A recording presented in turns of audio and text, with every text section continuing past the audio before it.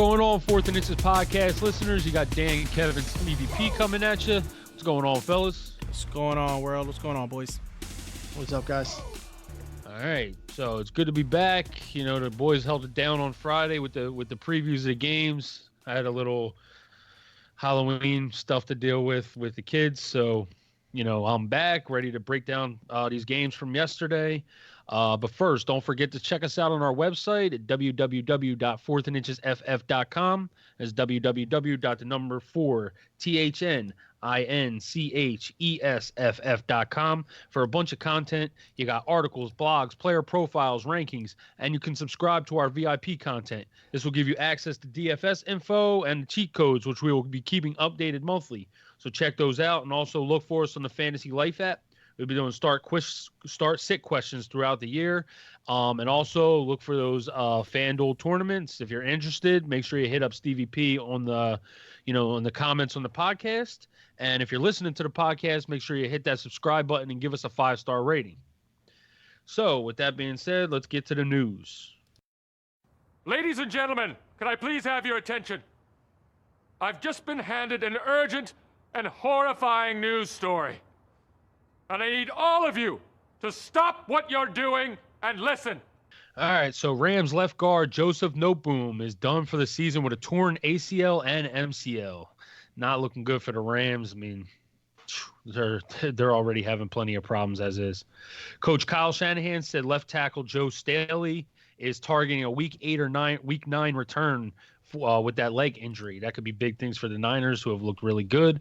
For them also, defensive tackle DJ Jones and Deebo Samuel will both be questionable to start the week. All else fine leaving the Rams game. TJ Hawkinson was active for the Packers Monday night game against the Packers. Darius Leonard admitted to questioning his playing future after missing 3 weeks with a concussion. That's wow. You know, we all know what Darius Leonard was last year as a rookie. ESPN's Chris Mortensen confirmed Steelers defensive end Stephon Tuitt suffered a torn pec in his Week 6 win over the Chargers and is done for the season. Cam Newton has been cleared to practice and should return to practice following the Panthers' Week 7 bye. That ought to be interesting because I feel like Kyle Allen has done a good job in his absence. Eagles release linebacker Zach Brown. Adam Schefter reports Aqib Talib is expected to be placed on injured reserve with a rib injury. ESPN's Todd Archer reports Amari Cooper's availability for Week 7 against the Eagles is in serious question with a thigh contusion. Emmanuel Sanders was listed as a limited participant in practice Monday. His injury was not considered to be serious, but still something definitely keep an eye on. Sammy Watkins was limited in practice on Monday. Jets activated tight end Chris Herndon from the suspension list. Coach Zach Taylor was non-committal on A.J. Green's potential to suit up Sunday against the Jaguars. Ravens wide receiver Hollywood Brown is considered day-to-day with an ankle injury. Coach Brian Flores said Monday that he anticipates Josh Rosen being the guy for the Dolphins' Week 7 matchup against the Bills. Bears coach Matt Nagy said quarterback Mitch Trubisky was out there for practice. It sounds like more of a pain tolerance thing right now. Tyrell Williams was present at practice but was not practicing. Titans coach Mike Vrabel said the team will decide on his starting quarterback Monday night. Patriots signed tight end Ben Watson. Saquon Barkley is back at practicing again on Monday. Sterling Shepard took part in individual drills in Monday's practice. Running back order during warm-ups. Frank Gore, TJ Yeldon, Devin Singletary. Devin Singletary looks to be moving well. So, you know, hopefully he'll be back this week. NFL Network's Ian Rappaport confirms N'Keal Harry is expected to resume practicing this week. That could be big for the Patriots. You know, they get their first-round rookie back. Bruce Arians said Jameis Winston has a habit of trying to be Superman. Tell me about it. Eagles are hopeful Deshaun Jackson will return for Week 7 against the Cowboys. That's pretty much it. It looks like everything else looks like it's related to the games, and we can get into those when we're breaking them down. So, anything you guys want to touch on out of those? Didn't look like they really ruled anybody in or out. I mean, it is early in the week, so I guess for week 7 on Mondays, they just give you the early diagnosis, and then you got to see, day by day who's practicing more, who's missing practice, and go from there. I mean, there's not really anybody besides, the Rams offensive lineman that's, looks like they're going to miss significant time. Yep. All right, so let's get into these games. We will start with you, Steve. We'll break down one of the better games we had, the Chiefs and Texans. We'll start it off with a good one. Yeah, this was actually a really good game. It was, you could definitely tell that Pat Mahomes was definitely hobbled in this game. He made a couple of throws that look like, he normally makes that throw with no problem, but he missed a couple because it looks like he just couldn't get his whole body onto that leg. So, it's definitely bothering him. But, he still has a good game. 273, 3 touchdowns. He, airmailed a couple of balls. He underthrew a couple of guys. And, it is what it is. But I'll tell you what, Tyreek Hill, thank God he came back this week, because I think without him, they would have been in some serious trouble. The other receivers were just not getting open in this game. Travis Kelce had his worst game of the season, but he's still 4 for 58. So anybody who's freaking out on Travis, he's definitely going to be in my, buy lows this week, because I think some people are starting to freak out. They spent a second round pick on him. Some people sent a first round pick on him, and they are, maybe a little bit nervous. But to me, I didn't see anything in this game that made me nervous about Travis. I think they tried to take him away because they couldn't stop Tyreek Hill, is what it looked like to me. Tyreek Hill caught 5 balls in this game. He had 10 targets in this game, but he looked good out there, man. He was breaking tackles. He was hard to bring down. He was hard to cover. They couldn't cover him. And the touchdown grab that he had in the beginning of the game, the very first one, my man he almost defies gravity on the catch. If you watch it, he jumps twice, it looks like, in the air to take the ball away from the defender. It was just a really awesome play. You know what I mean? He jumps up in the air, the defender jumps up to try to grab the interception, and it probably should have been intercepted, but Tyreek Hill he was literally, the dude was up in the air and his waist was at the guy's head. He was just that high in the air. Just stole the ball away and got into the end zone. Really great catch. Patrick Mahomes ends up only having 1 interception in this game. He probably should have had at least 3. But like I said, the leg was definitely bothering him. Darrell Williams, got me excited in the beginning of the game because I actually thought it was Damian Williams with the catch and run of 52 yards, really early in the game. But, Damian Williams really only had that, and I want to say he had one other touch in the game, or one other target in the game, and didn't get another touch. So, Darrell Williams, not somebody that you're really going to worry about on your fantasy team at all. Damian Williams, had 1 rush in this game and also only 1 target in this game. He had those 2 basically in the beginning of the game, and he was non-existent the rest of the game. I saw him out there, and I want to say it was the 3rd quarter he was out there, but they didn't, he wasn't out there catching the ball or anything. He didn't really do anything. He had the one catch, 1 rush, that's it, done. That's basically all he did all game. LaShawn McCoy got a couple of runs in this game. He looked good. Shady still looks good. That's the thing. Shady still looks good. The problem is he's not really doing anything for your fantasy team. He's kind of running the ball, and they're not really using him in the passing game. He had 2 receptions in this game, but both of them he was tackled. One, he actually lost 2 yards, and the other one he gained 2 yards, so he ends up having 0 yards for this game receiving. And, that's basically it. Mecole Hardman, he was 4 for 45, but he wasn't really, other than, the 4 targets, it almost was I don't know, it was almost non-existent in the game, really. Everybody else in the game was, Byron Pringle, Actually, if you ask me, I think Byron Pringle should be starting. You know, he made a couple of catches in this game. You know, he broke some tackles. He looked tough to bring down, and they kind of need that right now. They definitely need that. And that's really it for the Chiefs side of the ball. The Texans side of the ball, man, I'll tell you what. Anybody that has Will Fuller in this game and actually watched the game, Will Fuller had a huge game, like really big. The first drop that he had that should have been a touchdown was the front pylon. He was running, the left pylon. He's running, the ball was like, it just hit his fingertips. The defender's kind of hitting him at the same time. So, it was a really tough catch. So you can't really blame him for that one.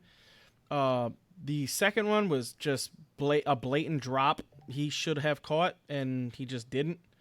And the third one was a tougher catch, going up the right sideline that, the defender's basically right on him, and it goes right through his hands. But, that would have been hard for him to catch anyway. He was kind of like leaning forward towards it,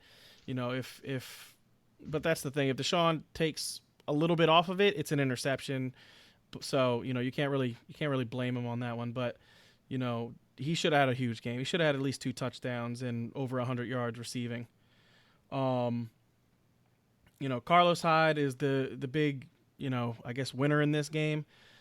They basically tried to do what the Colts did last week, and they tried to run the hell out of the ball. They were using Carlos Hyde a lot, like a lot.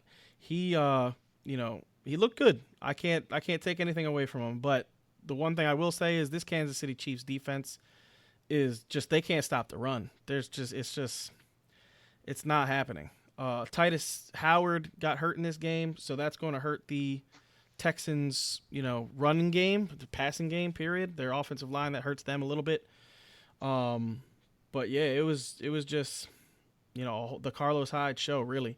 And the Deshaun Watson runs in a touchdown. He 2 touchdowns. He has like a 6-yard run, in the red zone, gets it in for a touchdown. Then he has a really nice spin move in the fourth quarter to take the lead in the game and get them, get his second rushing touchdown of the game. So he finishes with, 10 for 42 and 2 touchdowns. Deshaun actually was looking at Hopkins a lot. Hopkins was basically their first down guy in this game. He caught 9 balls for 55 yards. He was being targeted a lot. But a lot of the throws were, 6-8 yards, get a first down, get tackled. He had 1 catch in the end of the game. It was the fourth quarter, 6 minutes left. He broke it up the right sideline, gets a first down. They were able to run out a whole lot more clock. And he basically had the catch. It was like a 3-yard catch to seal the game. He caught it, got the first down, and the game was over. Then he went for it on 4th, and he made the nice catch going to the ground. Other than that, they're not really anybody. Darren Fells, like I said, with these two tight ends, there's not really one that you can really choose which one you want, because they're both just hit or miss. You know what I mean? It's either Fells has a good game or Atkins has a good game. Neither one of them has a good game together. So it's a crapshoot. You don't know which one to start. You know what I mean? This week it was Fells. Next week it'll be Atkins. It's tough. And that's really it. Kiki Qt, he had 4 catches for 39 yards, but none of them were anything really spectacular. And like I said, I know Duke Johnson, people are going to say, get excited about Duke. But, Duke's touchdown was, like a 16-yard catch and run, up the right sideline. He was basically completely uncovered, like no one within 10 yards of him. So, that's not something that I'm really super impressed with. You know what I mean? He has 5 carries for 34 yards. But like I said, the Chiefs defense just, they can't stop the run, period. So, I'm not. Can't stop anything. Yeah, they can't stop anything. So, I'm not really excited about, Duke Johnson. Is still a guy that I'm not trying to get. And if I own him, I guess you're not dropping him, but not a guy that I would ever feel confident starting. And that's really it for this game. All right. So, Dan, you're up next. You could take the 49ers and Rams. Surprisingly, LA Rams powerhouse offense. This game was this will be quick. How about that 'Cause 49ers defense, boy? Man, that 49 they remind me a lot. I mean, and not just because Richard Sherman's the guy on this in the secondary, but they do remind me of the Legion of Boom. They are shut down, locked down guys. They had man, they made it miserable for Goff. He didn't throw any interceptions, but he really didn't throw. He was 13 for 24, 78 yards, sacked 4 times. But he was just, I mean, it was 3 and out, 3 and out, 3 and out, 3 and out. And it was San Fran owned that game from start to finish. Besides the first drive, I'm not gonna say from start to finish. I'm gonna say from second drive on to finish, because LA actually did put a nice little drive together to start the game. They drove it down. All Todd Gurley fans, if you did what I did and you and you handcuffed him with Malcolm Brown, then you started Malcolm Brown, and that first drive looked great. I mean, Malcolm was chewing off 8-10 yard rushes all the way down the field. They finished the drive off with a couple handoffs to Woods, who got in the end zone, and that was it. That was the end of your LA Rams stat line. Like I said, Woods finished two carries, 16 yards on that first drive with a touchdown. Brown had 11 carries for 40 yards. Brown did not have any targets at all. Darrell Henderson had 1 target. He had a couple carries too. Darrell Henderson actually looked really good. He's got a really quick first step to him, and he looked explosive in the few carries that he did actually have. That was the one bright side bright spot on this Rams offense that I spotted. But yeah, he looked good when he had it. He was explosive. Other than that, all your receivers, they were poopy. Cooks 3 for 18, Cooper Kupp 4 for 17, Woods nothing, goose egg besides those 2 carries. On the San Fran side of the ball, Breda nothing like his week last week. 13 carries, 36 yards. He added four receptions for 27, but not the games that he's had previously. Garoppolo did not have a very fantasy relevant day. We thought maybe he would exploit this Rams secondary that people have been doing, but they held him back. 243 and an interception. So not a horrible day. He wasn't throwing picks left and right, but he didn't get in the end zone. He didn't hit 300. Coleman 18 carries, 45 yards, so only 2.5 yards per carry. So like I said, this game was not it was not fantasy relevant aside from your one Woods touchdown, and Kittle had 8 catches for 103 yards, so he got you some fantasy points. Other than that, it was just San Fran's D, 3 and out in the Rams over and over and over again, and San Fran just they ran the ball 41 times, so that's where your time of possession went. That's why the Rams really didn't have, they had a total of 40 some plays. It's ridiculous. So that's about it. The Rams are they'll be better. They still have all their stars. They're still the NFC defending champion, so they'll be better. But you got to look out for the San Fran defense, because they are legit. Yeah. One thing I'll say is I think Jimmy Garoppolo is literally one of the best game managers there is, because he's That's not all you got really, to do with this team. He doesn't need to be anything not great. really. They got a great running game, and they got a possible best defense. He just has to not make mistakes and turnovers. Yeah, and he's going to be in third and shorts, because the run, they have the double, even with Mostert, who got a couple carries, but they have such a powerful running game that he's never going to be in those. I hate to say it, but our Eagles with and Chiefs with the third and longs. When you don't have any kind of running game, you're constantly in third and longs. Yeah, did you happen to notice in this game, I was wondering, Kyle Juszczyk, because I actually, we take turns watching these games, guys. So basically, when you hear us breaking down the games, these are the games that we are assigned. Unlike other podcasts that don't watch any film, we actually do watch every single game. So we break down the games that we watch.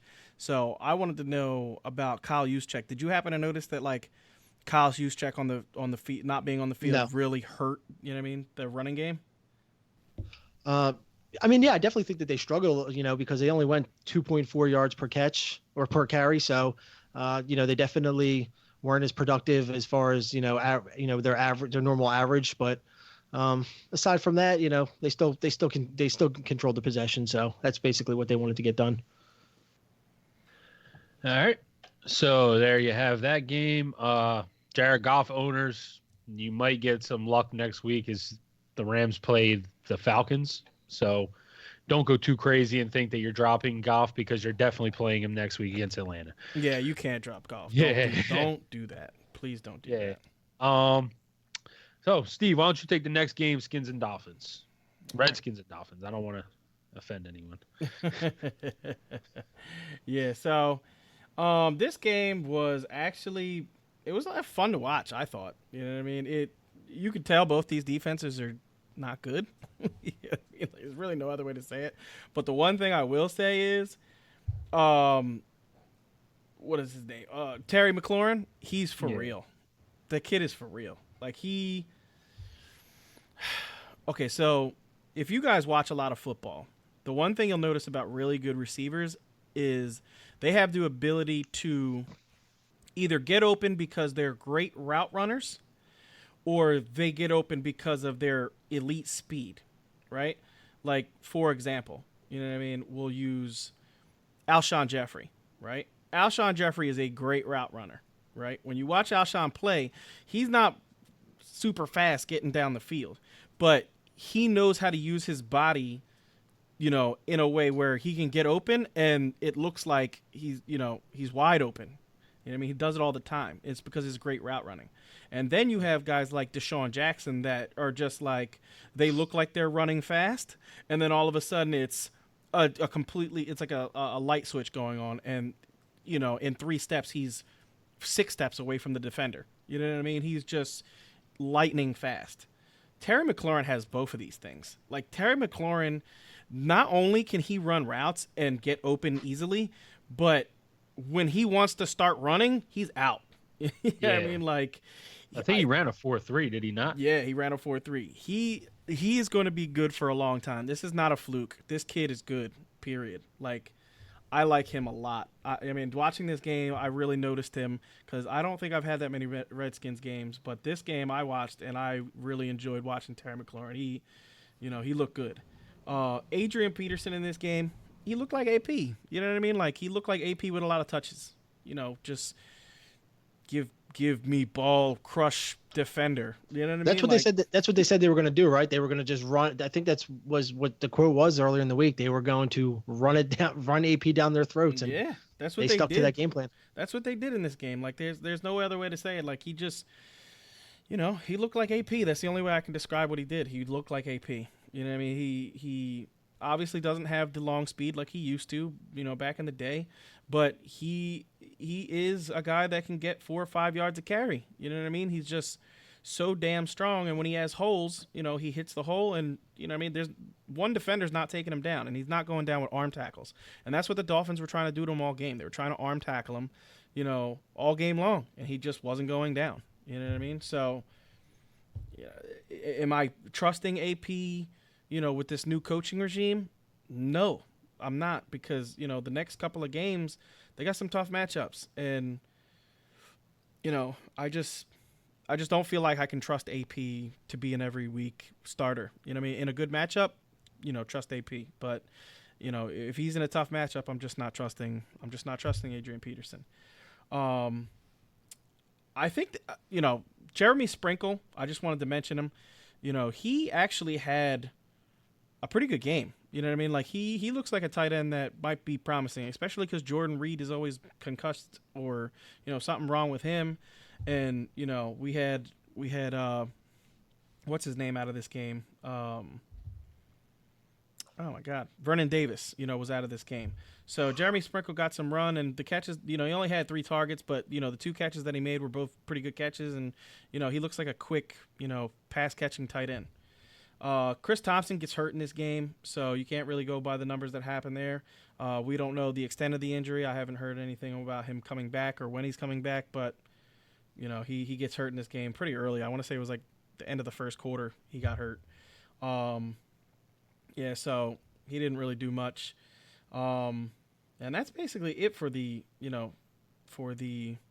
Redskins side of the ball. Case Keenum, literally, if it wasn't for Terry McLaurin, Case Keenum did nothing. I mean, like, He had, I think, what was it? Let me look this up. He had 166 yards passing and 2 touchdowns. Terry McLaurin had 100 yards receiving. So literally without Terry McLaurin, he did nothing. On the Dolphins side of the ball, oh man, Josh Rosen was bad. Like, Josh Rosen, you can't really blame him because this team is not good. You know what I mean? Like, he doesn't really have any elite pass catchers, but he was just throwing some terrible balls. Like, he was throwing stuff in the dirt. He was throwing stuff over guys' heads. He was seeing shadows in the pocket and running out of the pocket, trying to make throws on the run, and he's just not that quarterback. And it was just bad. You know what I mean? At halftime, they basically, was it halftime? A little bit after halftime, they benched him and put Ryan Fitzpatrick in because he looked lost. He wasn't. Fitz magic. Yeah, Fitz magic. Not yesterday. Yeah, not yesterday. Yeah, I mean, Fitzpatrick was Fitzpatrick yesterday. He wasn't good. He wasn't bad. You know what I mean? Like, he didn't throw any interceptions. That was like the hooray moment. But, you know, he ends up throwing the touchdown to Parker. You know, Parker literally wide open in the back of the end zone. But Parker really didn't do anything in this game. Parker had 4 targets, 3 for 28 and a touchdown. And the touchdown literally, you couldn't be any more wide open in the end zone. Like we said, these are just two bad defenses. And the offenses weren't good either. You know what I mean? Mike Gesicki, I guess, was the guy that people are going to look at, in the waiver wire this week. Don't. He had 7 targets, 3 catches, 51 yards. But, one of his catches was like a 33-yard catch. And other than that, he didn't really do much either. Kenyon Drake really is the only person on this team that you can even, attempt to start because at least he's getting like 15 touches a game. And anybody getting 15 touches a game is worth starting. You know what I mean? He had 10 carries for 40 yards in this game. And then he had another, 6 catches for 30. He had 9 targets. So, for a running back that's going to get 15 touches a game, 16, 17 touches a game, I guess, he's really the only person you can start. Kalen Ballage steals a touchdown in this game, which Kalen Ballage is just so bad. It's really, really bad. And, Mark Walton actually looked like the best running back in this game, if I'm being honest.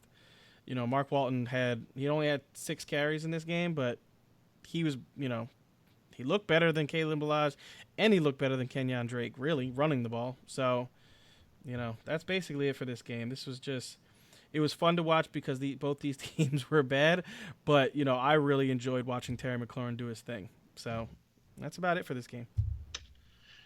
All right. Yeah. Not much you can add. I was actually curious about Mark Walton because I saw the stats, but he looked good. He looked better than Kenyon Drake running the ball. You know what I mean? Like they're both getting the same. They're both bad, offensive lines. You know what I mean? They're both seeing the same offensive line. Yeah. But Mark Walton did actually. He looked pretty good on his carries. He looks a little bit quicker than Drake, but. Drake has more moves, I guess I would say. Yeah, I mean, he looks more decisive. He literally just one cut, hit the whole run. You know what I mean? Where Drake kind of tries to make you miss and then, hits the hole. It looked to me like, he was just one cut and hit the hole, which, might work better for this offense, honestly. All right. So I'll start my first game. It's Eagles-Vikings. All right, so Carson Wentz didn't look bad, didn't look great. I mean, he did go for over 300 yards in the game, but, a lot of his passes in this one just, they were literally 5 to 10 yards. It didn't really seem like he was taking a lot of deep shots down the field. The only one I really remember like that is the one to Nelson Aguilar. Outside of that, it was a lot of Alshon Jeffrey. Alshon Jeffrey saw 12 targets in the game, caught 10 for 76, got a touchdown. This was probably Alshon's best game of the year and probably one of the more unexpected, knowing that he's going up against Xavier Rhodes. Zach Ertz gets 9 targets, doesn't really do a lot, 4 for 54. I mean, I guess from a tight end perspective, that's, not the worst thing, but you're still expecting more out of Zach Ertz. You drafted the guy in like the 3rd round. So, you're expecting him to put up, almost wide receiver 1, wide receiver 2 type numbers, and 4 for 54 just ain't that. From the running back side of things, you got Jordan Howard goes 13 for 49. The Vikings, run defense is very good with those linebackers. And, he was almost at 4 yards a carry. They just didn't really have enough, going, and they were down all game. So they really couldn't pound the rock like that. Miles Sanders, 3 carries for 6 yards, but luckily he catches 3 balls for 86. One of them was the long 45-yard touchdown. So, he salvages his day. That all is not a the Eagles. They got down in a hurry and just never really were able to catch back up. From the Viking side of the ball, Kirk Cousins, I told you guys, he kills the Eagles. He goes for 333, 4 touchdowns. Did throw 1 interception, but Kirk was really, really good, especially early in this game. He was awesome. And the fact, Dalvin Cook goes 16 for 41 and a touchdown. I told you guys it was, I don't want to say it was good knowing that, all right, I'm an Eagles fan, so I don't want to say it was good, but it was good to see Mike Zimmer adjust to the team that he was playing. You're not going to beat this Eagles team on the ground. You're going to beat them throwing the ball. Anybody who watched that game could see that the Eagles secondary was clearly outmatched. And the Vikings took advantage of it. And, now we're sitting here and, Stephon Diggs. I mean, what do you do with that? The guy has not done anything for the last couple of weeks. He was requesting to be traded. And this week he winds up getting 11 targets, catching 7 for 167 and 3 touchdowns. And the thing is, he dropped other balls that were literally in his hands. I mean, he had like 2 or 3 drops in the game too. This could have been a 200-yard game almost for Stephon Diggs. Thielen goes 6 for 57 and a touchdown. The touchdown, he literally made Sidney Jones was like a fool. Did a little out and up and on like a goal line possession, and just had Sidney Jones in no man's land. Outside of that, there's really nothing more to talk about this game. It kind of was what it was. You saw, Cousins had a big game, which, I told you, he always plays it good against the Eagles, and this secondary was going to be terrible. So, there was an opportunity for him to have a good week. Dalvin Cook did as much as he can with, against a bad defense or against a good run defense. I'm sorry. And then the 2 receivers for, Minnesota just had good games. I mean, this is really what you expected from this one. And, nothing much more to add. The Vikings defense was okay. Didn't really do too much. Same thing with the Eagles defense. They were terrible. So defenses were relatively not startable. It was just, you had, the main guys on Minnesota and the main guys on Philly. This was, there's not even really any waiver wire guys to even bring up on this one because, it was all just the normal guys doing the damage. Yep. Yeah, I saw the same thing. I thought, like you said, they got down big quick. Nothing really they could do. All right. So, Dan, you're up next. Go Falcons Cardinals. Yeah, this was an awesome game. If you like offense, this one was full of it. And if you like bad defense, this one was also full of that. 2 really, I mean, Kev just talked about the Eagles secondary and how, rough that is. Both of these teams have absolutely horrible secondaries, and it was on full display yesterday. Quarterbacks Murray and Ryan were both excellent. Matt Ryan was incredible. Kyler Murray was incredible.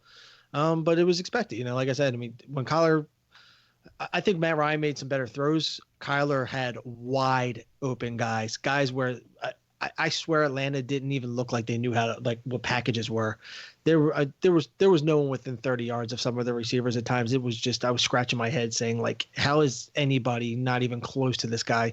There wasn't even a good receiver. Like, I don't know where their defensive backs were. It looks like they weren't even playing defensive backs at some points. It was comical to watch. But yeah, we'll start with Arizona. Kyler Murray, 340, 3 touchdowns. We kind of all anticipated this would be. I mean, he's had a pretty above average season, especially for a rookie. But we were waiting for that breakout game, and this was the chance to do it, and he did. And they got the win, 34-33. May have been on a missed extra point, but win's a win. But yeah, Kyler was great, and he added 11 carries for 32 yards too. I mean, he didn't have any breakout runs, but he only had a 14-yard long, but a lot of extending the drives on, 3rd and 2, 3rd and 3, just getting where he needed to get to. That was basically it for the run game. I mean, they still can't open up holes for David Johnson, 12 for 34. The offensive line was much, much better protecting Kyler. They still didn't do any, do very good in the running aspect, but they did protect Kyler Murray. There was no one really, the pockets were pretty open for him all game. He didn't get sacked. He didn't really get hurried a whole lot. So, I mean, that was good seeing that because, he's been scattered a lot the first few weeks of the season with the bad offensive line. On the receiving aspect, they didn't have Kirk. He was, he didn't play this game, but other guys stepped up. You have guys like Williams that scored a touchdown and Edmonds that scored a touchdown. Sheffield had a long play. Larry Fitz was Fitz. He was definitely his go-to guy again without Kirk being in there. It was his blanket. Fitz 6 for 69. Fitz really isn't getting in the end zone yet, but Fitz is just, he's steady. He's still getting you that 12 to 15 yard, 12 to 15 points in a PPR league. So, I mean, he's a good flex option every week. And he always has that potential to have a touchdown. He's just been, hasn't been very touchdown dependent this year yet. David Johnson did add 6 for 68 and a touchdown. So even though, and he had a 1 yard rushing touchdown too. So even though he only had 34 rushing yards, he had the 2 touchdowns and he had some great receiving work. So overall, David Johnson did have a pretty good game. Atlanta, I already touched on Matt Ryan. He had an excellent game, 356, 4 touchdowns, no interceptions. Actually threw 30 for 36, so not a whole lot of incompletions too. A lot of that was because they were fighting to come back. They were down 27 to 10, I believe, like in the third. So they weren't really running the ball much at that point. They ran a lot in the first half, and Deontay Freeman actually, for the first time I've seen all year, I think I've done a couple Atlanta games, and first time I've seen all year, he actually had some holes to run into. He had 19 for 88, didn't get in the end zone, but he moved the ball, and he added 2 receiving touchdowns. He had 3 catches, 30 yards, and 2 receiving touchdowns. So Devontae Freeman owners, you finally got a little bit of points from him. He's been putting up single digits at some weeks. It's been pretty pathetic to watch, but he actually got 2 touchdowns. So might be a good time to sell Freeman, if you think about it, on a high week like this, because I don't think this is I think this was just because of a really bad Arizona defense. Once they start playing better defenses again, and there is really good defenses in their division, he's probably going to be back to the same he's been the previous weeks. So if you got anybody that's inquiring about him, I would listen. And, even if you got to take somebody that's, you probably drafted Freeman high, but if you take somebody that's a running back 2, I would definitely consider it. Besides that, Ridley got a touchdown, 4 for 48 and a touchdown. Julio Jones over 100 yards again, 8 catches, 108. And Austin Hooper, we can't keep on talking about Hooper, and he's got to be owned. He's owned in all these, but he's got to be played. He is right now, without doubt. He's cracking into a top 5 tight end. We've already said the last few weeks that he is without a doubt a top 10 tight end, but he's been so good for Atlanta that he's getting into that top 5 status. He is consistent. This guy does not miss. He's out there every week getting you receptions, hitting on 75 yards or more, and he's finding the end zone. So I like Cooper a lot. It seems like Matt Ryan really likes to use him in this offense. But Atlanta's putting up points, but their defense, they may have the worst defense in the league. They just, 33 points and they can't get a win.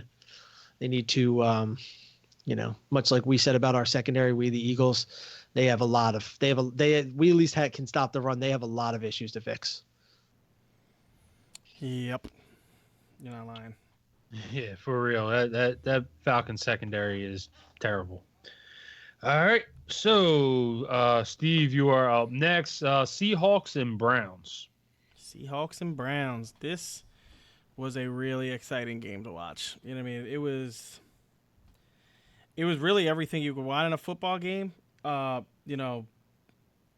actually am kind of happy that this game went the way it did, because I was telling you guys that I thought the Browns were going to have a good game, and I thought Baker was going to play well, and I thought this would be a bounce back for Odell Beckham, and I was right. You know what I mean? Baker, I wish he would have thrown another touchdown. He ran for one, threw for one in this game. So, it ended up working out. But if he would have thrown another one, he would have had a huge game, and I would have looked like a real genius. But you could just see it. It was a deal that, the Browns were coming over from, the Seahawks were coming, West Coast team coming to East Coast. And, basically the Browns did the same thing the week before against the 49ers on Monday night. So, it's just harder to play in those games. And the Browns are just not as good, a team as the Seahawks are, is basically what it boiled down to. Baker Mayfield in this game, he throws 3 interceptions. You know what I mean? The first one was terrible. The second one was terrible. The third one was kind of just in desperation. It is what it is. His touchdown throw was actually a very good throw. It basically was right on the money to Ricky Seals-Jones. Ricky Seals-Jones goes running up the right sideline like the beginning of the second quarter, and, Baker hits him in stride. He has to turn around to catch it because Ricky Seals-Jones is not the nimblest of feet. But, he hit him on the right sideline. He runs it in for a touchdown. Great play. Odell Beckham hits 11 targets in this game, 6 catches, 101 yards. He was like it said, he was being targeted a lot in this game. And, like I said in the, precursor to this game, I was saying that I didn't think there was anybody on this team that could defend Odell. And that was the case. There was nobody on this team that could stay with Odell in this game. He was really open a lot. Baker did miss him a couple of times, but, he was open basically all game. There was nobody that could stop him. Jarvis Landry, that ended up coming back to earth a little bit in this game. I would say more than anything, it was because Odell was so open and Chubb was running the ball so well that it ended up being, a non-Jarvis Landry game. You know what I mean? But I wouldn't worry too much about Jarvis. There's going to be game scripts where he's going to be better. But yeah, there was a couple times in this game that, like I said, Odell got overthrown or underthrown, and Odell could have had 170 yards and a touchdown in this game easily. Nick Chubb is a man amongst boys. Nick Chubb is a beast. Like, there's no other way to say it. We had our little argument, in the beginning of the season about Chubb because, about Kareem Hunt coming back and if we're worried about Chubb. And I said that I think Nick Chubb is a better running back, pure running back, not catching the ball, obviously, because Kareem Hunt is better at that. But, I thought he was a better runner of the football than Kareem Hunt is. And he's proven that this year. He just looks like the much better running back. But I do think when, Hunt comes back, he's going to be involved in the passing game. But I don't think Nick Chubb's losing his job. He can't. He looks too good to take him, off the field, for an extended period of time. In this game, he gets 20 carries for 122 yards and 2 touchdowns. He just looked awesome. He did have a fumble in this game that he lost. It just, it kind of squirted out of there. It is what it is. For, the rest of the team, there's not really anything too much to talk about. Like I said, Baker Mayfield has his, his rushing touchdown was basically like a 10-yard, the middle of the Red Sea parted, and he just ran up the middle, kind of like Russell Wilson's touchdown earlier in that game. So on the Seahawks side of the ball, Russell Wilson, like I said, had that, I want to say it was a longer run up the middle. I want to say it was like 15-yard run, like maybe 12-yard run. Just nobody in the middle. He runs it in for a touchdown to score the first points of the game. And then, it was the Russell Wilson, Chris Carson show in this game, boy. Chris Carson, I don't know how you guys feel about Chris Carson, but I would put Chris Carson in my top 7 rest of season running backs. Like, he looks that good. You know what I mean? He's got to be close to number 2 of that top 7 right now. Yeah, dude, he looks so good, man. Like, he just runs so damn physical. And I don't know you remember this, Kev. We were talking last year about it, who he reminds us of. And I said he reminds me a little bit of AP. I mean, his running style reminds me a little bit of AP because he's not as good as Adrian Peterson in his prime. That's not what I'm saying. I'm not saying that at all. But what I am saying is he looks for contact, boy, just like AP did. Like, he wants to punish you. When he hits guys, they feel it.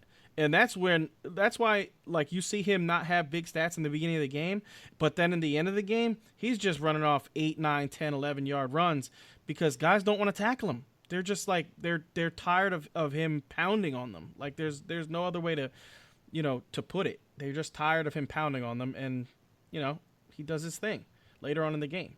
But Russell Wilson, I said it. I thought Russell Wilson was going to be probably the best quarterback this week, and if you're just talking about the way he looked, I'm sorry, he did look like the best quarterback this week. He is just awesome this year. He's on fire, dude. If he doesn't get the MVP this year, if he continues to play like this and doesn't get the MVP, I don't know who the hell's going to get the MVP because there's nobody in football playing better than Russell Wilson right now. He is just awesome, really, really awesome. Were you about to say something, Kev? I was just going to say, we're not even halfway through the season yet, but I totally agree with you. If this is how Russell's going to play, he's going to be the MVP. Yeah. I mean, on that side of the ball also, DK Metcalf. DK Metcalf, he doesn't have a huge game in this game, but you can clearly see he's going to be a very good player. He's going to be really, really good. I totally agree. That play where he ran up the sideline and was just beasting on guys.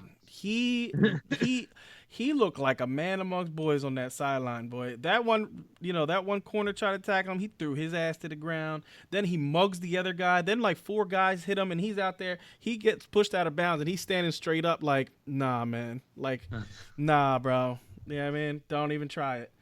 He's going to be good. He's going to be really good. David Moore looked all right in this game. Jerron Brown ends up catching the 2 touchdowns. Both of them, he was like legit wide open. I think they forgot John Brown even had a position on this team because in both touchdowns he was just like nobody covered him. You know what I mean? He and that's why Russell's so efficient. Like, Russell knows, like, okay, if we have this package with these guys in the field, this is who's going to be open, and he just throws to that dude, and it is what it is. But yeah, that's I'm trying to think of what else I could say about this game. That's really it. I mean, Chris Carson, if you had Chris Carson, you were just like super happy with his performance this week. I mean, the dude is not, and that's the thing. He's not only catching balls. I mean, he's not only running balls. He's catching the ball. He's getting like 4 or 5 targets a game, catching 3 or 4 balls every single game. He's going to finish with close to 60 catches this year if he continues the way the way they're throwing the ball to him. So to me, I just don't see how Chris Carson's not a top 7, 8 running back rest of the season. I love him. If he stays healthy, he's going to be great. Knock on wood. And that the only last thing I want to mention, Will Dissly, really early in this game. I want to say it was like the middle of the first quarter. He got a target up the middle, and it just looked funky. He grabbed at the back of his leg. He fell down. He was on the ground for a while, and he tore his Achilles. Yeah, tore his Achilles. So, that sucks because he was looking like he was going to having a top 5 or 6 tight end season this year. So that's a big loss. And there's not really any tight end that, Nick Wilson came in after he got hurt, but Nick Wilson's not a tight end that you're going to trust. Yeah, Luke Wilson? Yeah, Luke Wilson. Did I say something else? You said Nick Wilson. Oh, I'm sorry. Nick Vannett is a Steeler. Yeah, sorry about that. Luke Wilson is just not a guy that, you can really, you can't really trust. So, it sucks that Dissly goes down, but honestly, I think that just helps DK Metcalf and Tyler Lockett and David Moore. Honestly, I think that opens up more targets for those guys. Yeah, I agree with everything you said. And to be honest, I actually, after watching this season, agree that I don't think there's a way that you can just, take Nick Chubb out of your, the game, or even take him off the field. I know what Kareem Hunt has done in his past, but Nick Chubb's just a beast. He's one of the best running backs in the NFL. I don't think you can take him out and just, say, all right, now we're a dual running back system. So I will go on to my next game. I will talk about the Jags and Saints. This is literally a game I was like nodding off on watching. It was so boring. Yeah, when I see the score of this game, I didn't watch the game, but when I seen the score of this game, bro, I was thinking Kev has to watch this. Oh, he's gonna be so bored watching that game. Oh, don't worry. We'll get into another really exciting one soon. Yeah, yeah, that one's just as bad. Yeah, Saints and Jags. This was just all right. So from the Saints side of the ball, Teddy actually was just a very good game manager in this one. Didn't turn the ball over at all. He had a touchdown, pass. He did, that. He wound up getting to Jared Cook. But outside of that, he really just was a game manager. Everything was kind of just with 10 yards of the line in the scrimmage. From the running backs, all right. So coming into this game, Alvin Kamara was banged up a little bit. To me, Latavius Murray looked so much better in this game than Kamara. I think obviously the Jags D was keyed up on Kamara. Like every time Kamara touched the ball, there was somebody in his face. But every time Latavius Murray touched the ball, things were happening. He was, he ripped off another screen pay for a touchdown that got called back on a hold. But I mean, he literally every time Latavius Murray touched the ball, it seemed like he was getting 5-6 yards of carry and breaking good runs. So, I don't know if this is going to be something to continue. This could have been just Kamara being banged up. Latavius Murray got a little bit more work.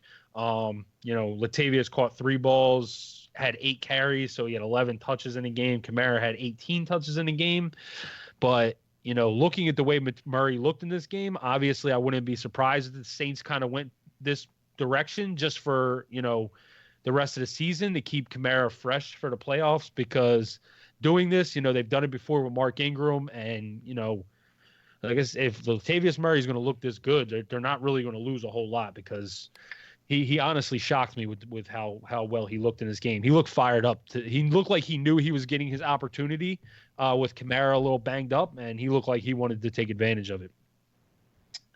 Michael Thomas in this game, 8 for 89, doesn't get into the end zone, but he's still just 8 for 89. It's the machine, bro. That's almost his floor, is 8 for 89. Like, my man's the machine, bro. He is. They literally just throw the ball to him. Him and Kamara get pretty much every pass thrown. I mean, Ted Ginn got 6 targets in the game, but he literally only caught 2 of them. The other 3 of the other 4 targets that were literally uncatchable balls, just that he had no chance of getting. This outside of this is another one of those games where it just the normal players shine. You had Michael Thomas. Kamara really didn't do much. I mean, obviously in PPR he got you a little bit more because he caught 7 balls, but this wasn't a big Alvin Kamara game like that. And Jared Cook goes 3 for 37 and gets in the end zone. This is his second straight week, I believe, scoring. So, if this could be sign of things to come, I doubt it. He really wasn't heavily used. He only had 3 catches in the game on his own 3 targets. But, in the red zone, this is his second straight week with a touchdown. From the Jag side of the ball, well, the Minshew magic ran out in this one because he looked terrible. We talked about it on the rankings podcast last week. DJ Chark was primarily covered by Marshawn Lattimore. Like, I made it a point to look and see what it was. And, in this game, DJ Chark had 3 catches for 43 yards. Those 3 catches, he wasn't even guarded by Lattimore. He was wide open, guarded by somebody else. It seemed like every other play where he was guarded by Lattimore, he was shut down. There was one play I literally saw him, come across the middle wide open, and Lattimore was on the other side of the field and was close to making the tackle, I believe. So, he was just whenever Lattimore was on him, he was shut down. Fournette goes 20 for 72. I mean, obviously the Saints have a very good run defense and did a good job of stuffing him. Fournette did catch 6 balls for 46 yards. So, that's going to just make him so much better if he's getting that kind of production in the pass game, because in a PPR league, that's 10 points right off the rip from his passing production, not including his rushing stats. So, this was a very good game for Fournette from a PPR perspective, and even from even if this is standard, standard, he still puts up 11.8 points. That's a pretty good standard score considering he doesn't get into the end zone. Like I said, DJ Chark was shut down in this game. I actually, coming into it, thought that this could be the case, and I was a little bit more excited for Dede Westbrook to get some good production. Dede actually led the team in targets, but didn't really do a lot with him, and I was really upset about it. He just, I thought he could take advantage of his matchup against Eli Apple. Apple's not a very good cornerback, and he just didn't. He just wasn't getting open, and on a few plays that he did, he had one long play that went 23 yards. Outside of that, there wasn't much for Dede out there. This was just a terrible game to watch. It really was. It was literally, I was falling asleep watching it. Nothing really more to add. The only thing I will say is that it's really amazing that Teddy Bridgewater just came in, filled in for Drew Brees, and has led this Saints team to a 5-1 record. They're going to get Drew Brees back and just be ready to roll right into else. I agree. Yeah, they're a good team. All right. So next game up, Dan, is you. It's the other good one, the Titans and Broncos. Philip Lindsay scored a 3-yard touchdown. That's what I got. That's it. Wrap it up. I'll talk for another 90 seconds, but really, I mean, this game was at least the Saints and the Jags are good. Well, Jags are hot and cold, but the Saints is a good team. These are just bad teams. These are just bad teams, bad offenses, and pretty good defenses, and that's why you have a 16-0 score. Like I touched on, I mean, Philip Lindsay, 15 carries, 70 yards, and a touchdown. He got in from pretty 3 yards out, added 2 for 5.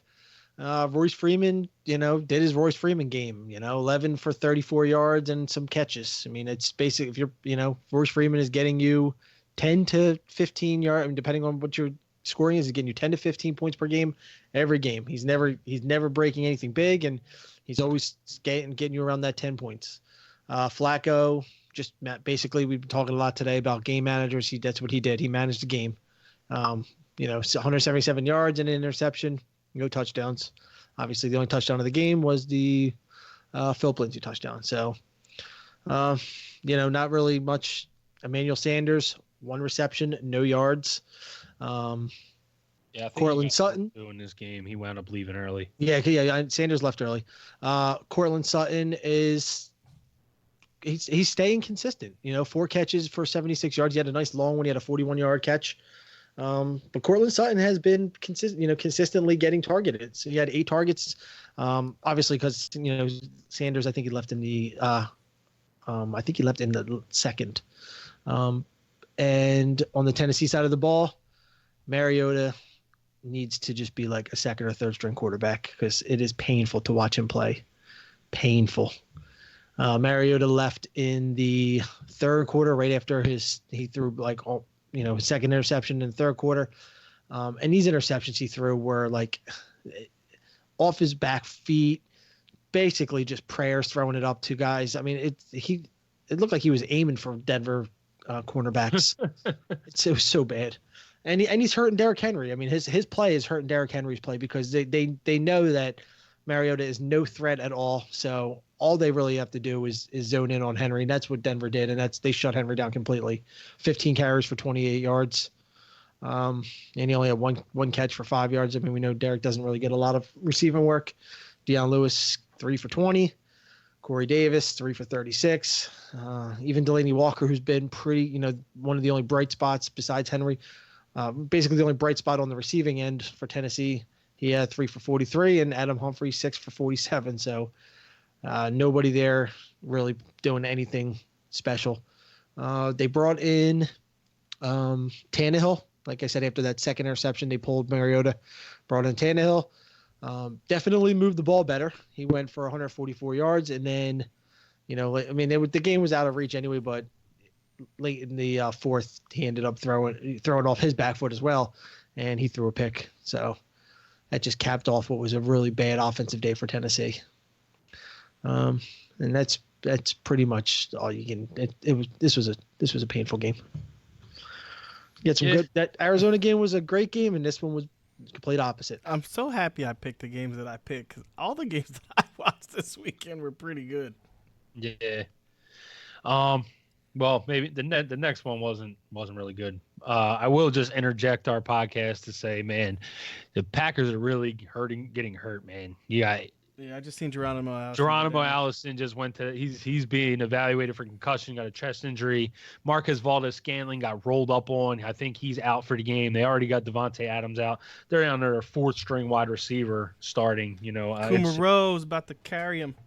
I think, and Russell Shepard is their other receiver right now. It's slim pickings for Aaron Rodgers. All right, Panthers Bucks, Steve. This one was not as good as some of your other games. No, definitely not. But it wasn't actually a bad game to watch. Christian McCaffrey's for real. Like, this wasn't the greatest Christian McCaffrey game. No, it wasn't. But dude, the one touchdown that he had. He put the juke on, bro. That juke was dirty. Oh my God. Stiff it was dirty. It was filthy. Like he undressed he undressed like four people in that play. Dude, when I seen that play, I'm like, yo, that is stupid. Like, those dudes look like they didn't know how to play football. It looked like they were playing against, like, you ever watched like Pop Warner football where you had that one kid that's like real good at football and then other kids that just suck ass, and then one kid that's so good just makes everybody else look silly? That's what that play looked like. That literally, I was thinking that in my head as I'm watching it. I'm like, yeah, he's just so much better than everybody else. Like, it's just sad. But anyway, back to the game. This game was just a whole lot of turnovers by Winston. Yeah, Jameis Winston. Like, he just so the last two the last two interceptions he had were just, they were losing and he was trying to do something and whatever. But he had a fumble in this game that just because he held the ball too damn long. He had two fumbles in this game, but he only lost one. The first fumble, they smacked it out of his hands, but they got it back. The second one, he just looked completely oblivious to the world. Like, yeah, I can stand back here for 47 minutes and nobody's going to smack the ball out of my hand. Like, that's kind of just what happened. The first three interceptions, the one was literally right to Luke Kuechly. I don't even know like what the hell he was looking at, because really there was nobody even near Kuechly. Like, when you watch the replay, the closest wide receiver to Kuechly is like 12 yards behind him. So I don't know where the hell that ball was going. You know what I mean? It literally just looked like, yeah, here, I see Luke. Let me throw it to him. You know what I mean? Like, it was bad. Bradbury caught 2 interceptions in this game. It was just, I don't know. It was just not good. It was a terrible Jameis Winston performance. And honestly, after watching this game, if you are a Jameis Winston fan and you think that the Bucs don't need a quarterback, you are sadly mistaken. Like, Jameis Winston cannot be the starting quarterback for this team next year. Like, and I don't know what they're going to do, because they're not going to finish with a bad enough record to get a really good quarterback.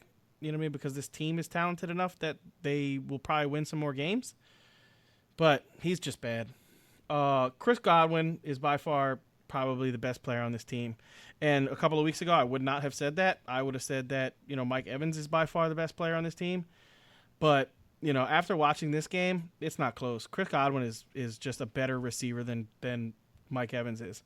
Mike Evans had 17 targets in this game. He caught 9 for 96. He had one that he basically beat the defender by like 3 yards, and the ball hit him in the hands. He bounced it up in the air. Looked like he might come down with it, and it just fell behind him. If he catches that ball, he has easily 160, 70 yards and a touchdown in this game. But he just dropped it. He dropped like 3 balls in this game. I think they only counted him as 2, but he really did drop 3 balls in this game. You know what I mean? When you see 17 targets, you should have at least 100 yards, and that didn't happen. Chris Godwin, 10 catches, 151 yards. Just, he's an animal. Like, and the funny thing is, the route that you would think that Mike Evans would be running, Chris Godwin is running out of the slot, and he's getting open every time. Like, he's wide open. And Jameis is just hitting him, and he's catching the ball. You know what I mean? Like, he's doing the exact opposite than what Mike Evans is doing. You know what I mean? Like, he's not fumbling around with the ball. The ball comes, hits him in the hands, he's catching it. Boom. You know what I mean? And he just looks like the better player, period. Cameron Brayton this game, he catches a long ball and the touchdown. But, not a guy that I'm trusting either. O.J. Howard actually looked like he had a pulse in this game, but, Jameis Winston threw the ball, 57 times, I think it is, 54 times. So, you can't really take the tight end numbers and think anything other than they threw the ball a hell of a lot, and it is what it is. Dario Gumbawale, I know people are going to see he scored a touchdown, but, he only had one carry in this game. So, like, his one carry was a touchdown. He had, 3-yard touchdown. Boom, done. He had 5 targets in this game. He is their third down, pass catching back, but you really can't roster him. There's not somebody that I'm looking to pick up. Some guy named Bobo Wilson had a catch in this game. I thought was pretty funny. I'm like, oh, Bobo. But that's really unknown player, you mean? Yeah. Yeah. Oh, unknown player? God. No, unknown player was last night. It was Byron something on the Chargers. That was pretty funny. We'll mention that when we get to that game. But yeah, it was crazy. This, the Bucs are they're bad. I mean, there's no other way to say it. They're bad. You can't start any of the running backs either. Ronald Jones gets a touchdown. It's funny. Ronald Jones ran that touchdown in and then only got 2 more touches the rest of the game. I just don't. Yeah, you don't even know what the hell Bruce Arians is doing with his running backs. Yeah, you have literally no idea. It's the same thing with Andy Reid, honestly. Yeah, it's crazy. Because you know what? The funny part was, like, on that touchdown run that Ronald Jones had, he looked good. Like, it was like, he juked the one dude, put his shoulder down, kind of span off him a little bit, didn't do a full spin, but kind of like, did a little juke move and got into the end zone. And you were like, oh, okay, they're gonna start feeding him the ball. He looked good on that run. And bro, he didn't touch the ball for like another quarter and a half. Ronald Jones has looked good all year. I just don't know why they insist on using Peyton Barber at all. Like, I would just go with Ronald Jones, throw Daria out there for the passing downs, and just cut Peyton Barber. Or throw him in a back row. I mean, what are you doing? He was a second round pick, was he not, Ronald Jones? Yeah, Ronald Jones. He was a second round running back last year. So. Yep. If you're not going to give him the ball, I don't understand why you drafted him, honestly. And I know he's not part of this regime's pick, but, at this point, you're 2-4. Like, yeah, you know what Barber is. Like, what is Barber doing for you? Just stop. Just stop with Peyton Barber, please. He's a poor man's Lamar Miller. If that's even a thing. Oh, my God, that's so bad. Peyton Barber is a poor man's Lamar Miller. That is if that's so even a bad. thing. That's terrible. But, yeah, Christian McCaffrey actually had – like 50-something yards in this game rushing, but he got tackled in the fourth quarter. He lost more yards than he gained in the fourth quarter. It was something retarded. I started counting it because I seen that he lost, like, he had a 7-yard loss and then he had a 13-yard loss, and I was like, what the hell is going on? And then I started looking at it. I think he had like 7 or 8 rushes in the fourth quarter and only gained like, I think it was half a yard or something ridiculous. They were saying it, and I'm like, wow, that's insane. Like the Bucs were just like, yeah, you're not running the ball on us. But they did that. They did that in the first game. That was Christian McCaffrey's worst game. Was his first game against the Bucs. Yeah. They literally they were the only 2 games where he's been shut down. Yeah, they literally legit were like, you're not running the ball on us today. Like, period. They didn't care about the wide receivers at all because DJ Moore looked great in this game, and so did Curtis Samuel. They both were getting wide open. I mean, Greg Olsen was wide open a couple of times. They literally were like, no, Christian McCaffrey will not beat us in this game. And then the rest of the team beat him. The one thing I will say with Kyle Allen is not better than Cam Newton, period. It's just, I'm sorry. I know other people feel otherwise because he's winning. But he's winning. Yeah, he's winning. But he's not better than Cam Newton. Cam's 0-9 or something, 0-8 or 0-9 in his last so many starts. I hear you, but he's not better than Cam. He's just not. Wow. Like you look at some of the throws that he's like. There was at least 3 throws in this game that he made. The touchdown throw to Curtis Samuel should have been picked, but Curtis Samuel made a great catch on that play. He jumped up in the air and basically stole it from the defender, to catch the touchdown. DJ Moore, a couple of times in this game, stole the ball from a defender. I want to say it was at least twice, where it was literally right to the defender, and DJ just out-muscled the guy that was defending him, Hargraves, because Hargraves is terrible, and just out-muscled him and stole the ball from him. But, Kyle Allen is just, he's not as good as Cam Newton is. It's that simple. And I don't know if those 9 losses from Cam is because he's been hurt and been trying to play through injury. But, Kyle Allen is not, he's winning games because this team is good. This team is very good. I'll tell you this. If Cam Newton comes back after their bye week and loses 2 in a row, the noise is going to be loud. Oh, yeah, it's going to be real loud. But look at this. Like, who do they play? They played the Bucks. The Bucks are. Come on, the Bucks are the Bucks. They beat them the first time, but Cam was, hobbled, and you could clearly see Cam was not good in that game. You know what I mean? They beat. Yeah. Like the Bucks are not good. And then you look at the other teams. Who else did they play that they beat? I'm trying to think. Last week they played somebody terrible and then won. Like I want to say 2 out of the 3 or 3 out of the 4 games that he's won are against teams they should have beaten. You know what I mean? They didn't beat anybody that you didn't expect them to beat. You know what I mean? But Yep. I don't know. The rest of this game, there's not really much to talk about. Greg Olsen, I was hoping he at least scored a touchdown. He really didn't. And then Curtis Samuel, DJ Moore were just pretty good. Curtis Samuel was much better. He had the touchdown, and that's it. That's really it for this game. There's not whole, the Panthers defense looked pretty good, but that's against a Jameis Winston team. So, that's it. All right. So next game I'll do is the Dallas Cowboys New York Jets game. Jets. Start with the Cowboys. Dak Prescott has 277 yards, and that's pretty much it. Didn't throw any touchdowns, didn't throw any picks. Obviously, Amari Cooper not being in this game, for most of it really hurt him. He didn't have that weapon, and Michael Gallup is a very good number 2 receiver. He is nowhere near number 1. He was dropping balls left and right early in this game.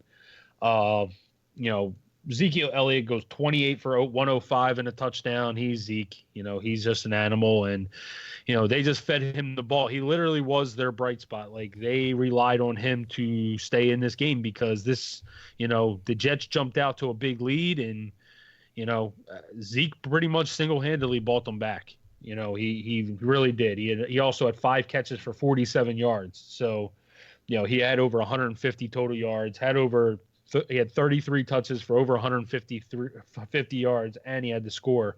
So this was a big Zeke game.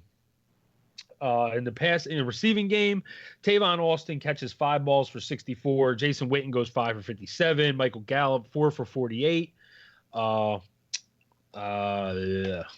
Cedric Wilson catches 5 for 46. They literally were just spreading the ball around without Cooper. You could really see the difference in how the offense worked without Amari Cooper out there. Obviously, Amari Cooper probably gets double-digit targets, and guys like Cedric Wilson and Tavon Austin combined for 2 targets. But Cooper did. It's actually kind of interesting because Cooper only played like the first 3 plays. He caught a ball on the outside and went down. And then on the next play, Dak kind of threw one out to him. And, it was kind of a deep ball that was just like a lob up because Dak was under pressure and he kind of got hit. And Cooper didn't even jump for the ball. And it almost looked like it was kind of, I didn't know where he got hurt at. Like, he didn't look like he was hurting on that first catch that he made.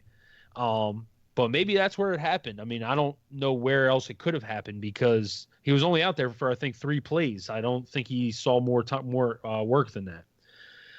From the Jets side of the ball, I'll just say this. This is the definition, the visual definition, so to speak, of what a team is with a good quarterback versus what a team is with a bad quarterback. Like, you just see how much different this Jets team was with Sam Darnold back there. I mean, and he's going to be good. Sam Darnold's going to be a very, very good quarterback. He literally made 1 bad decision in this game. He threw an interception in the red zone, which literally, I'll even say almost cost them the game, just because if they score there, they probably run away with the game. That interception actually kept the Cowboys in the game. But other than that, he was flawless. Like, he was making good reads, making good passes. Obviously, Jamison Crowder is going to be an animal for him. You know, he just has such good chemistry with Jamison Crowder. Robbie Anderson got his long touchdown. All you Robbie Anderson owners that waited, you know, congratulations, because, you know, this is what Robbie Anderson does. He's good for, you know, one of these every other week. And, you know, he's still going to have his long catches where he gets, you know, 50 to 80 yards a game. You know, it's going to happen. And then he's going to have his blow up Deshaun Jackson type games where he goes, you know, for, you know, $150 and 2 touchdowns. These are just the games Robbie Anderson has.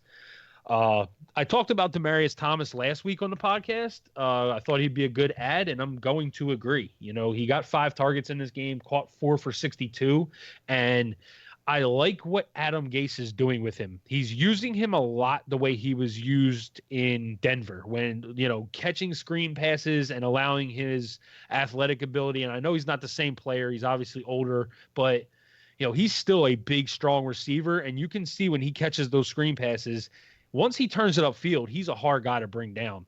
So, yeah, I really like how they're using Demaryius Thomas, and honestly, you know, I think he's a good pickup, because looking at this Jets offense, I think it's going to be good.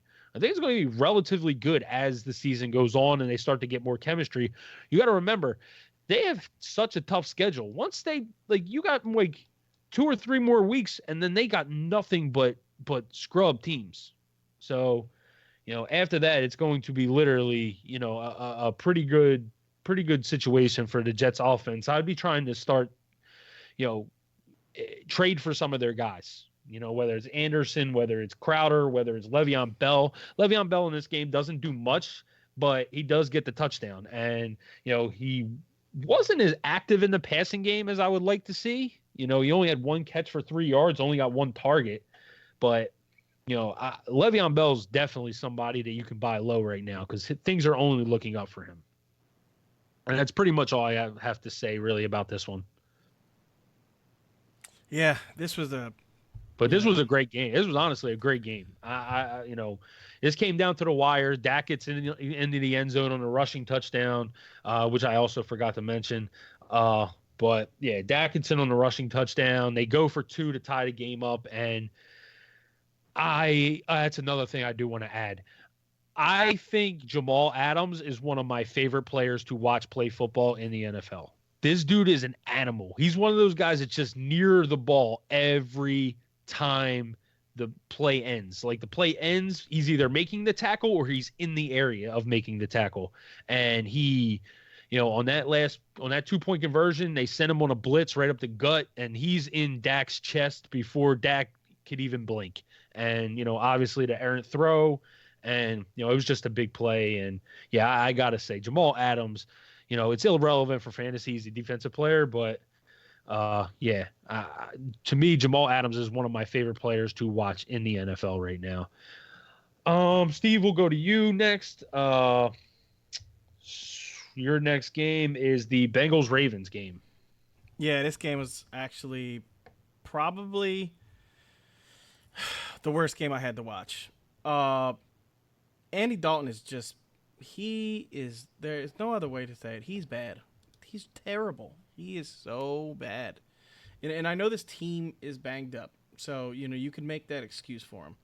But he just, oh my God, like, he just, it's annoying. It's annoying to watch him. I don't think I want to do another Bengals game this year. He's just that bad. You know, Alden Tate in this game has 5 for 91 on 12 targets. Honestly, 3 of the 5 catches that he made were literally him having to dive and. Oh my God, Alden Tate did. There was like 3 or 4 catches. Dude, I remember watching like on Red Zone. Dude, it was they crazy. They kept putting him back up there, and he was making some really nice catches. Yeah, Andy Dalton was like way overthrowing him, like to the outside. And he was just like, he's 6'4" or 5 or something. He literally had to like reach as far as he possibly could to catch these balls because they're so outside. I'm like, dude, like. oh my God, you're just terrible. I mean, he threw balls in the dirt. He threw balls over guys' heads. He overthrew Joe Mixon on one pass that pissed me off so bad because I'm like, dude, if you just make that pass, that's like a 60-yard touchdown. It was just complete. Oh, is Galladay down? What happened? It looks like Galladay just dropped a ball on one of these plays, and he looks like he was down holding his like rib or whatever. Oh, Might have just got the wind knocked out of him, but yeah, this game was rough for the Bengals. I've been saying that Joe Mixon is a buy low. Until AJ Green gets back, I would say that Mixon is almost unplayable. Yeah, for sure. You know what I mean? Until AJ gets back and opens up this offense a little bit, like he's almost unplayable. He literally saved his day with a 23-yard catch up the left sideline. But just not good. You know what I mean? 10 yards rushing.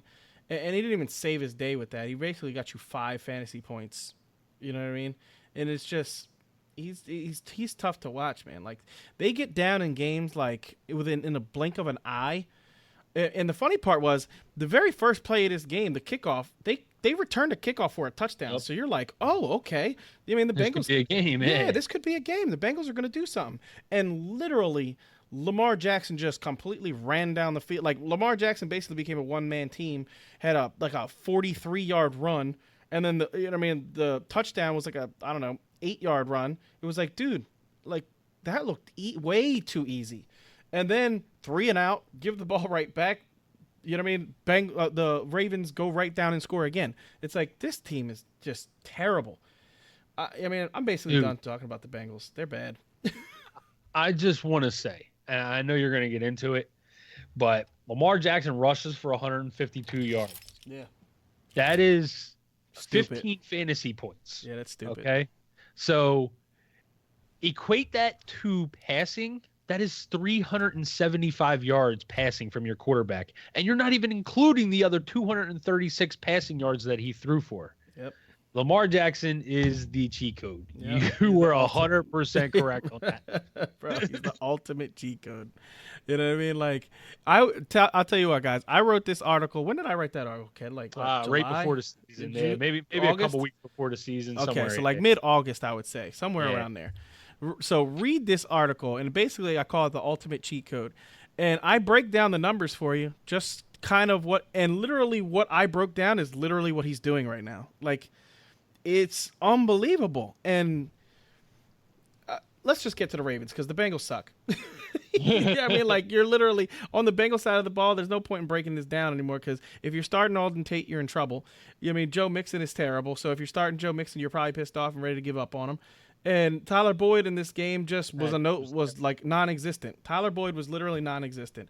Marlon Humphreys, went into the slot on him. Marlon Humphreys basically shut down Tyler Boyd. I mean, the only time that Marlon Humphreys wasn't on Tyler Boyd was when they were playing zone, and it was 3rd down and 18 because this team sucks, and they were just playing zone so that they didn't get a long play, so they didn't let up anything long. But other than that, literally he just completely erased him from this game. So let's get to the Ravens because the Ravens were much better. Lamar Jackson ends up having a touchdown in this game, 150, like Kevin said, 19 carries. He carried the ball 19 times, for 152 yards. He literally looked like Michael Vick, but better. Like that's what this dude looks like. He looks like Michael Vick running the ball, except just way better vision. Michael Vick was just so fast that he would just outrun the defense. Lamar Jackson actually looks like a running back running the ball. Like he's making cuts. He's, following blockers. He's just awesome. He's just really, really awesome. He ends up averaging 8 yards a carry in this game, which is just stupid. He was 21 for 33. He should have had 2 picks probably in this game, but, it ended up, guys, the Bengals suck and they can't catch, on defense, so he doesn't throw a pick in this game. Mark Andrews looked good in this game. He was 6 for 99 on 8 targets. He had, and I want to say it was like the end of the third quarter, he caught a pass. He tried to jump over a defender, and the defender jumped up to hit him and kind of hit his elbow, knocked the ball up in the air, straight up in the air, and the Bengals get that turnover. But other than that, Andrews looked awesome. Miles Boykin, the wide receivers on this team are just not getting targeted enough to be relevant in fantasy. Even Hollywood, you're going to start Hollywood, in certain situations, but it is what it is. Hollywood it is what it is. Mark Ingram could have had a much bigger day, but they didn't need it because Lamar was just getting so many wide open. Like, the Bengals were literally just allowing, Lamar to do whatever he wanted. So, Mark Ingram didn't need to run the ball 20 times. If he would have been great in this game. I'll tell you what, if you have Mark Ingram and you do not have Gus Edwards, you need to fix that mistake, because that's a mistake. Mark Ingram, it needs to be handcuffed by Gus Edwards. Gus Edwards has been running the ball like a maniac in this season. He's looked really good. Whenever he gets touches, he does something with them. So you need to go get Gus Bus if you have Mark Ingram. Justice Hill also looked good in this game. But, the Bengals are just terrible. And, I think the Ravens were just kind of misdirectioning run plays to try to get, everybody involved in the running game, because they knew they could just run for over 200 yards on this team, and they did. They actually ran for 269 yards total offense. That's insane. And that's basically it. The Ravens defense is legit. They stopped the run, and, this Bengals offense is just bad, and their offensive line is terrible, and, you can't sell Joe Mixon because you're not going to get anything for him, but, you just got to hope and pray AJ comes back sooner than later. And that's it. All right. So we'll get into the final game, Pittsburgh and the Chargers. This honestly was not a very good game to watch, in my opinion. Pittsburgh jumped on them. First off, why did the Chargers even move to Los Angeles? Dude. Like, every game they play, there's more opposing fans there than there. Like, dude, I've seen so many terrible towels. I'm like, what the? Like, where are they playing at? It was a Pittsburgh home game at first. For real. But, Devlin Hodges comes in there, just does what he has to do to get the win. I mean, every pass he threw was literally like a check down. James Conner winds up catching 7 balls. That should just tell you everything you need to know about what Devlin Hodges was doing in this game. He goes 7 for 78. But the Chargers weren't stopping it. That's did you notice that? They were just letting him catch the ball. They were just letting it happen. He was wide open on every play. It was ridiculous. I don't know if did they think that they were going to have Devlin Hodges as the third string quarterback just come in airing the ball out? Like, I would have played press coverage and been all day long, every receiver's ass, and made him win the game, and they didn't do it.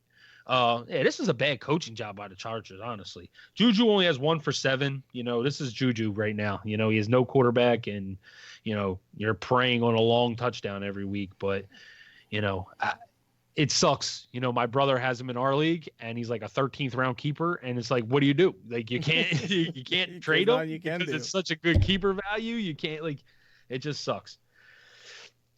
Benny Snell Jr. gets 17 for 75. James Conner gets 16 for 41 and a touchdown. This is James Conner at his best. His running was him at his best. Like, 3 yards and a cloud of dust, gets into the end zone, catches 7 for 78, gets into the end zone. He winds up going over 100 total yards, gets 2 touchdowns. And, like we said before the season, he's really not a great running back. He is very touchdown dependent. And if he gets into the end zone, it's good weeks. On the Chargers side of the ball, this was a lot of airing it out for Phillip Rivers, just because they got down so quick. They only ran the ball 14 times in the game. So Melvin Gordon, Austin Eckler, both were pretty irrelevant in the running game. They literally only had 13 for 32 between the two of them.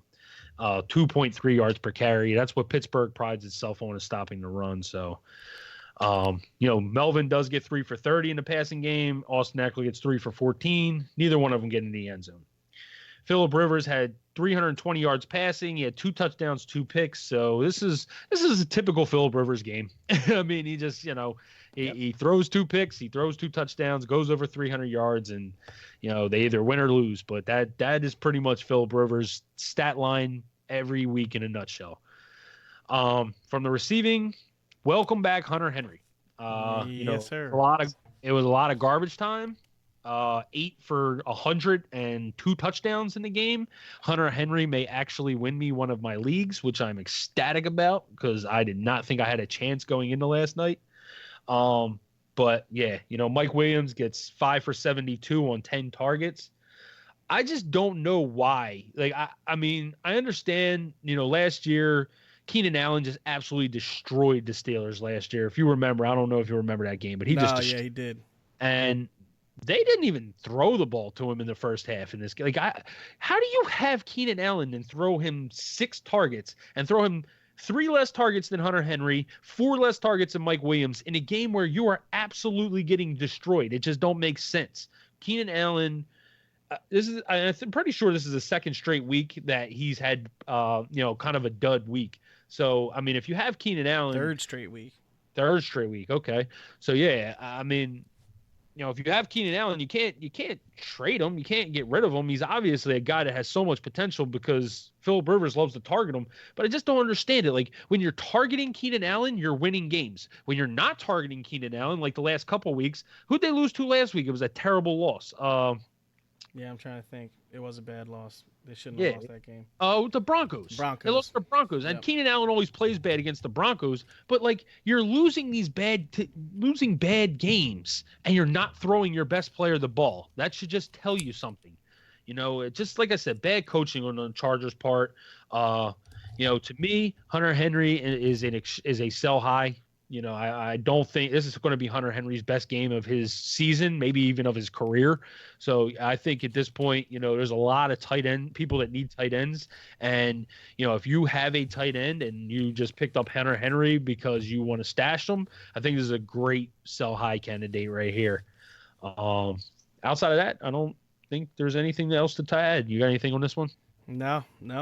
If you have Melvin Gordon, I wouldn't worry too much about this game. They were just down. They got down. They got down. They couldn't do anything. I mean, the Steelers. Pittsburgh's the run. Yeah, Steelers great at stopping the run. So if you have Melvin Gordon, I wouldn't be trying to trade him because you're not going to get anything for him. Just hold out and keep starting him. He's gonna have a game where he pops off, and you're gonna be really happy that you have him. Yep. And that is it for tonight's podcast. Obviously, you noticed Dan seemed to be missing. His internet connection kind of went out, so we had to pick up the slack for him. But, remember, before we get out of here, check us out on our website at www.fourthandinchesff.com for a bunch of content, articles, blogs, player profiles, rankings. And until next time, peace out, guys. Peace.